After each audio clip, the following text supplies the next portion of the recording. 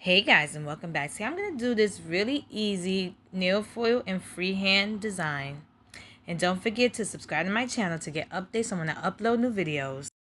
So I'm going to use white by Sinful Colors called Snow Me White, black also by Sinful Colors called Black on Black, and the adhesive for the foil, which is regular glue that I found on Amazon.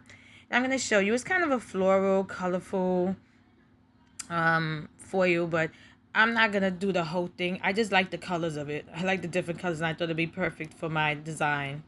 So as you can see, I already painted my nails with white polish, and I'm gonna apply a thin coat of that adhesive and wait for it to dry. If it feels tacky to the touch, it's dried. And as you can see, I'm just lightly applying it on my nails. It kind of has like a dry brush technique to it. Once I was done, I'm going to use my thin nail brush with black nail polish on it. I'm going to create a really easy abstract design.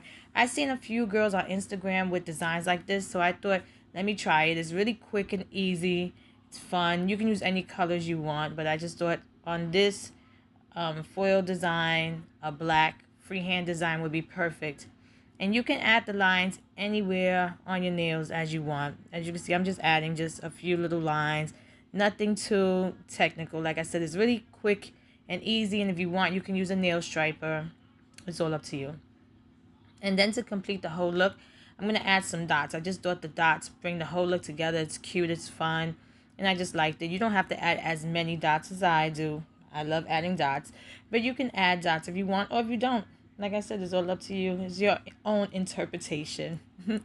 And once I was done, I'm going to apply a quick dry top coat. Like I said, this is a really quick, easy, and fun design. I hope I made it easy for you to recreate if you want.